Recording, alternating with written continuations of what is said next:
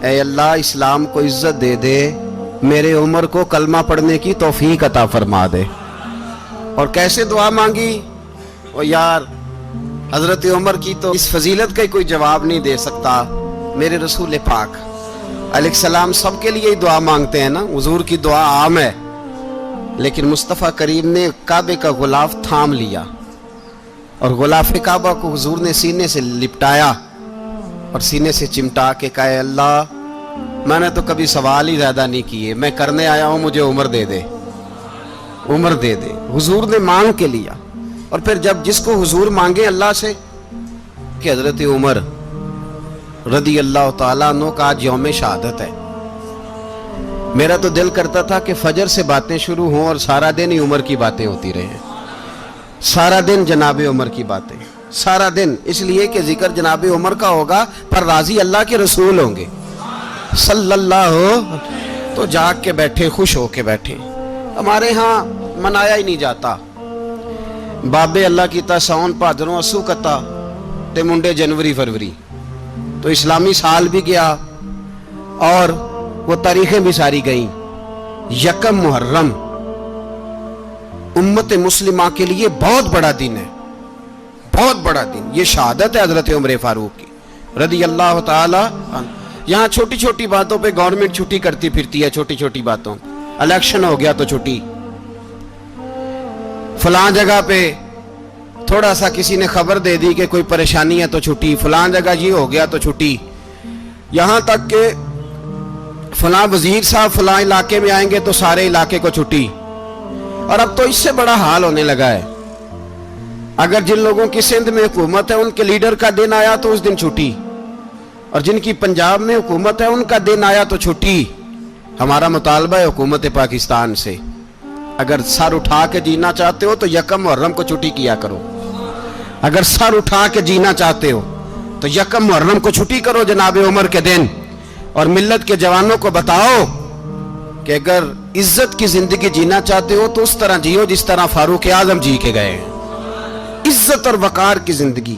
جمہوریت حضرت عمر سے سیکھنی پڑے گی، حکومت کرنے کے طریقے حضرت عمر سے، رعایا کو سیکھنا پڑے گا کہ امیر کس طرح بنایا جاتا ہے اور امیر کس طرح کے ہوتے ہیں۔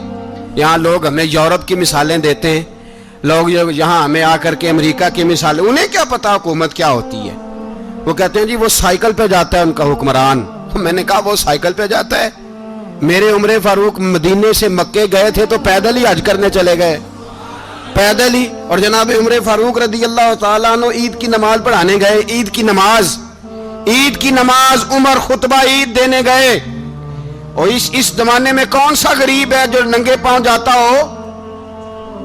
کون سا غریب ہے جو مسجد ننگے پاؤں جاتا ہو؟ لوگوں نے تو 3 قسم کی چپلیں رکھی ہوئی ہیں، ایک مسجد جانے کی علیحدہ ہے، گھر پہننے کی علیحدہ ہے، شادی بیاہ پہ جانے کی چپل علیحدہ ہے۔ حضرت عمر فاروق رضی اللہ تعالیٰ عنہ نکلے عید کا خطبہ دینے کے لیے تو بیوی سے کہنے لگے جوتا، اس نے کہا صاحب اتنی دفعہ ٹوٹا ہے اب گانٹھا نہیں جا سکتا، اتنی دفعہ ٹوٹا ہے کہ اب دوبارہ پیمند نہیں لگ سکتے۔ تو حضرت عمر کہنے لگے چل کوئی حرج نہیں، بغیر جوتے کے ننگے پیر ہی چلتے ہیں، کوئی حرج نہیں۔ تو کہنے لگے لوگ کیا کہیں گے؟ فرمایا چپ کر، لوگ جس دن عمر نے یہ دیکھ لیا نا لوگ اس کے بارے میں کیا کہتے ہیں، اس دن عمر نہیں رہے گا۔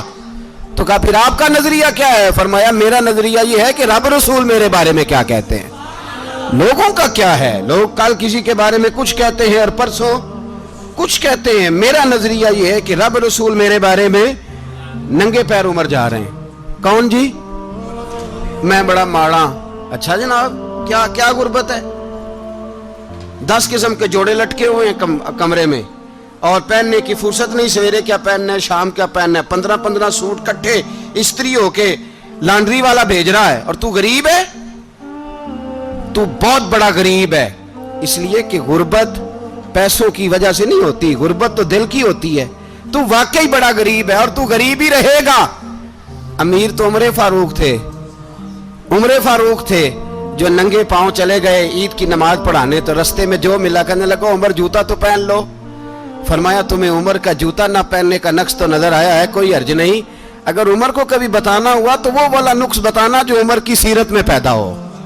کردار میں پیدا ہو وہ والا نقص بتانا، یہ چھوڑو جوتے آتے جاتے رہتے، ننگے پاؤں گئے، پاؤں دھوئے، نماز پڑھائی، لوٹ آئے،